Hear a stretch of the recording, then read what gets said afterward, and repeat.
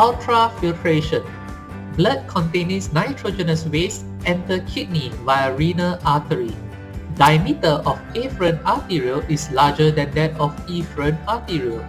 This creates a high hydrostatic pressure in the glomerulus.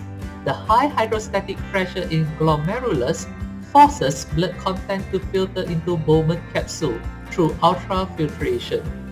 Glomerular filtrate contains glucose, amino acids, vitamins, hormones, urea, uric acid, creatinine, ions, and water, except plasma proteins, blood cells, and platelets, which are too large to pass through the wall of glomerulus.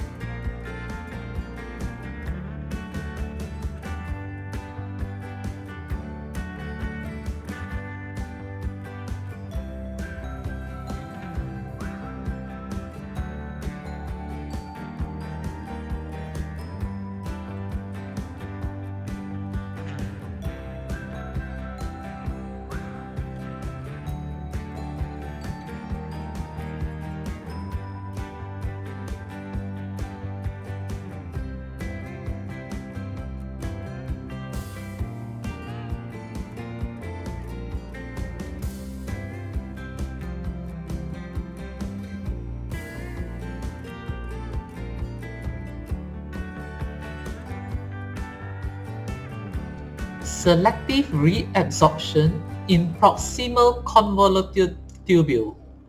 From Bowman capsules, glomerular filtrate flows into proximal convoluted tubules where active reabsorption of useful substances occurs.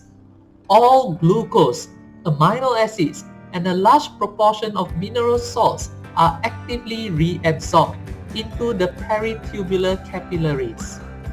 A large proportion of water, over 80%, is reabsorbed by osmosis. Some urea is reabsorbed from filtrate by diffusion. Waste-soluble substances, example creatinine, and drugs which are not filtered in glomerulus are carried by blood to proximal convoluted tubule and actively secreted into its lumen.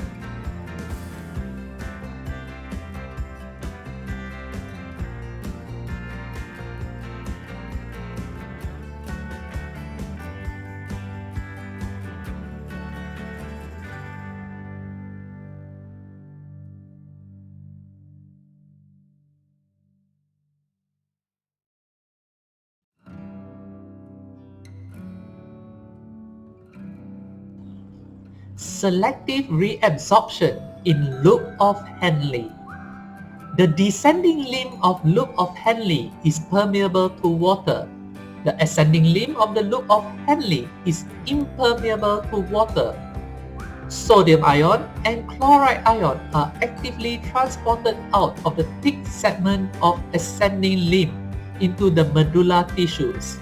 This lowers the water potential in the medulla. Water diffuses out from the descending limb of loop of Henle through osmosis. As filtrate flows out to the thin segment of the ascending limb, sodium ion and chloride ions are passively diffused out of the thin segment of ascending limb into the medulla tissues. More water diffuses out from the descending limb of loop of Henle. This is the countercurrent multiplier mechanism which takes place.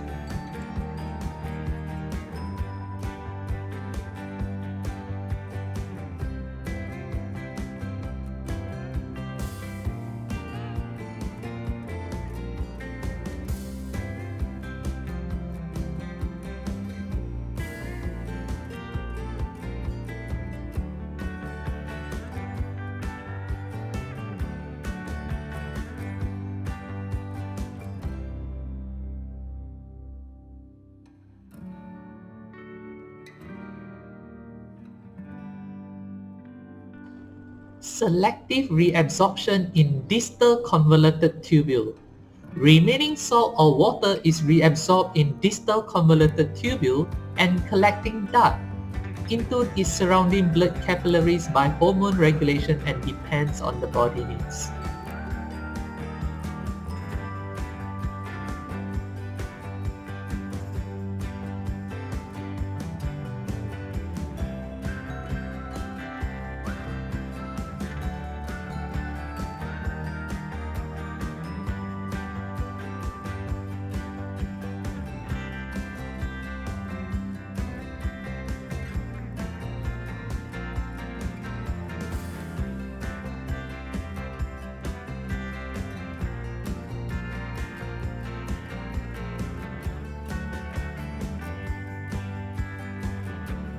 Active secretion.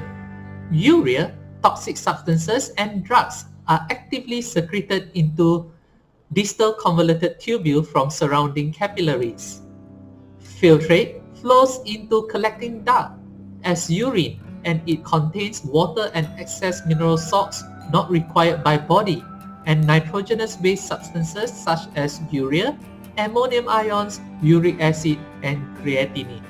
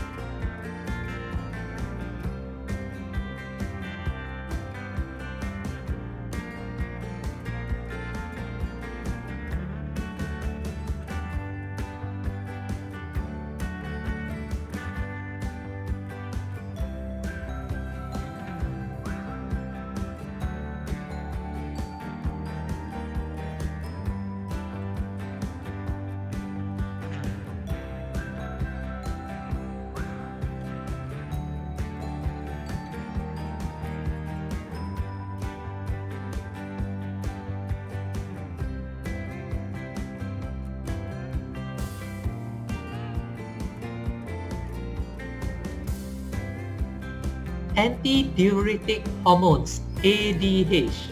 Number 1, when the blood osmolarity or osmotic pressure is higher, the change is detected by osmoreceptor in the hypothalamus. Number 2, nerve impulses are generated and sent to the posterior pituitary gland to stimulate the release of antidiuretic hormone, ADH.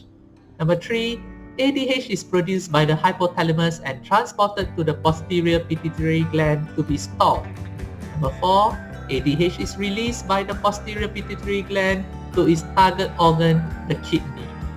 Number 5, ADH binds to its receptor in the plasma membranes of epithelial cells lining the distal convoluted tubule and collecting duct. Number 6, it activates a series of enzyme control action. Enzyme phosphorylase becomes activated. Number 7, ADH increases the permeability of the wall of distal convoluted tubule and collecting ducts to water. Number 8, the phosphorylase causes vesicles with aquaporins, protein water channels, to move to the epithelial cells. Number 9, the vesicle fills with the plasma membrane. Number 10, water then moves freely through aquaporins down its water potential gradient from the collecting ducts into the surrounded concentrated medulla interstitial fluid and then into the blood capillaries.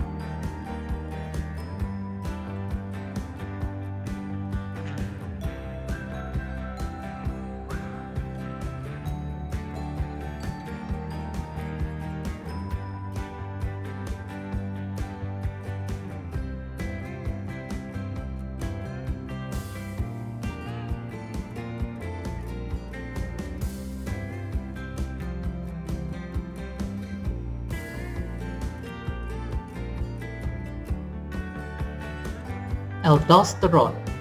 Number 1. Activation of renin-angiotensin-aldosterone system, RAAS. Number 2. When blood pressure or volume drops, the juxtaglomerular apparatus or complex releases the enzyme renin. Number 3. Liver releases angiotensinogen into the blood. Number 4. Renin catalyzes the production of the polypeptide angiotensin 1 from the protein angiotensinogen. Number 5. Angiotensin converting enzyme ACE converts angiotensin 1 into angiotensin 2. Number 6. As a hormone, angiotensin 2 triggers vasoconstriction, increasing blood pressure. Number 7. Angiotensin 2 also stimulates the adrenal gland to release a hormone, aldosterone. Aldosterone stimulates sodium-potassium pump in cells of distal tubules and collecting duct to reabsorb more sodium ions and water from tubules into blood. And number 9, thus increasing blood volume and blood pressure increases back to normal.